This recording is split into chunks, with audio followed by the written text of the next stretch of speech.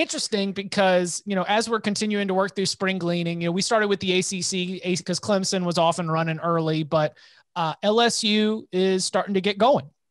And offensively, you got to talk about the quarterback position because Miles Brennan was given an opportunity and then he got hurt. And, I initially in the offseason started to get the sense because Coach O was going on the record saying, no, we're really happy with his progression. He should be healthy and ready to go. Well, sure enough, Coach Orgeron said in the last couple of days that Max Johnson, who finished the game leading LSU to a couple of wins and was part of, helping a passing offense that really highlighted Keyshawn Butte, fantastic freshman wide receiver talent, and lit it up right near the end of the season. Max Johnson is taking the first reps right now, but he says that all reps are equal. Hashtag all reps matter. The offensive line absolutely has to get better. It was not good. And I don't know specifically if that is a scheme thing or if that's going to be a personnel or we're going to still be concerned about it. And, speaking of scheme and speaking of, how something is going to get better, boy, the Bo Pelini defensive experiment did not work. So what are we going to get from the Tigers defensively as they have reshuffled that staff? We talked about the sort of pecking order in my mind. I want to say because of some of the skill position talent that I would put slot LSU ahead of Auburn, especially with Auburn, big question marks at wide receiver. But outside of that, I don't know if I'm feeling overly confident that they are, anywhere closer to that Texas A&M and Alabama first tier. So whether it's quarterback, defense, what are the big concerns if you're digging into what's happening in Baton Rouge right now? I wouldn't be shocked if LSU has a bounce back season.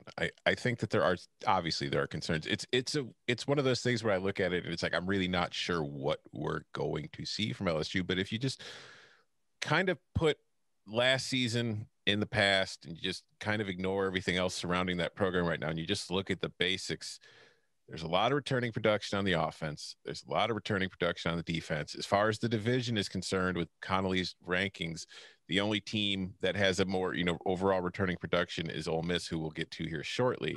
So there's a lot of experience. Last year was a young team, took a lot of lumps, but it still did lose some key players. But it's also a team that had the third-ranked recruiting class in the country last year.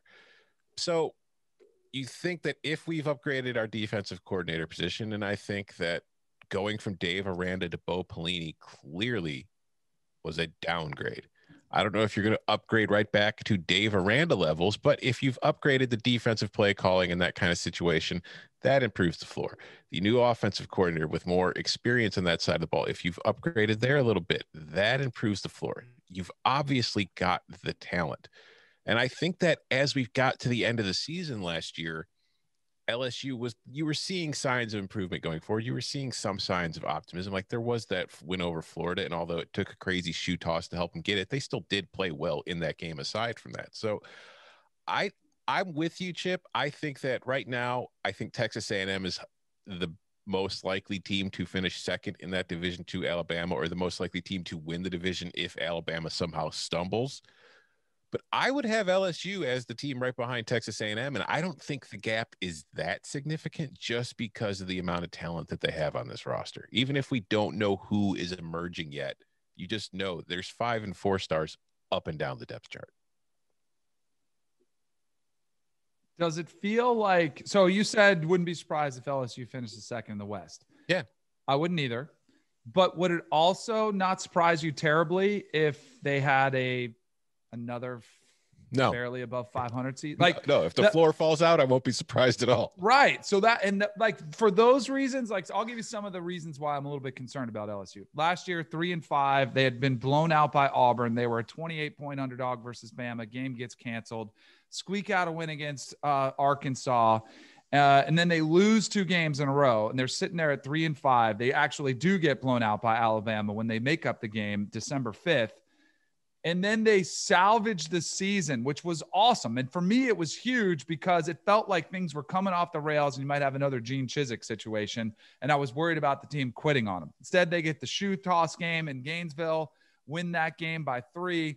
They come back, win the barn burner shootout with Ole Miss. So they salvaged the season. They avoided complete disaster, because I do feel like they were on the brink of absolute disaster for the last couple of weeks of the season, but they salvaged it. And I think Ed Ogeron realizes that, which is why you saw a lot of staff changes, why, you see, and I know, you retired it, offensive coordinator, so you bring in, I just feel like they're trying to capture the magic of Joe Brady once again, even going to his quarterback coach for the Carolina Panthers to be your answer.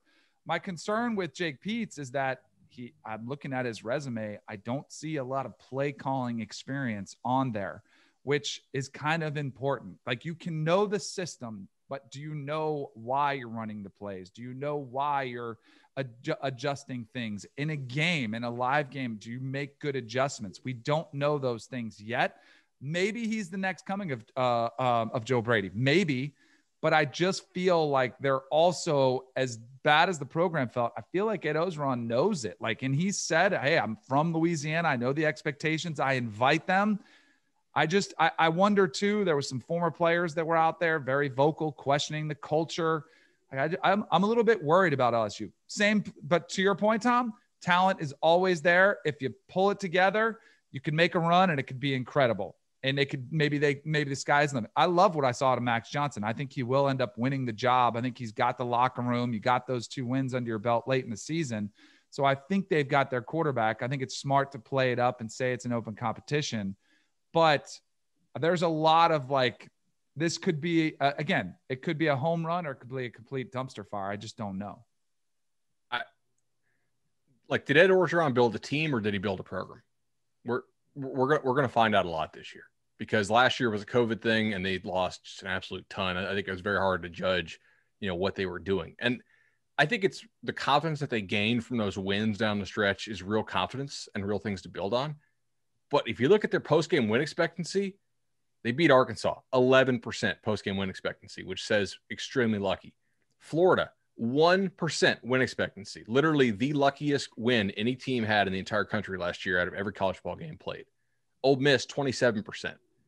So their November and December was pretty much, no well-played games, 3 wins. I think there's a reason they went out and made those coaching changes, but there's a lot I like about this team. I think Max Johnson can be a good quarterback for them. Also, I would start him because his brother is a total stud at tight end. So if you want a tiebreaker there, as far as recruiting goes, I would, try to keep him and the Johnson family happy there. Their entire offensive line is back. I think they'll run the football better this year with that offensive line. I think getting Austin DeCoulis back is a pretty big deal. I love Elias Ricks and Stingley at corner. I mean, assuming Rick sticks around, that's an awesome pair of corners. Ali Gay is back. They have a lot of difference makers on defense that, I really think with better coaching can help them. And, if internally they're not a mess, I think this team absolutely has second in the West finish potential. Right. But I agree with you guys that, maybe there's also the certainty is much less with these guys, but I think their ceiling is higher than A&M, but their floor might be lower.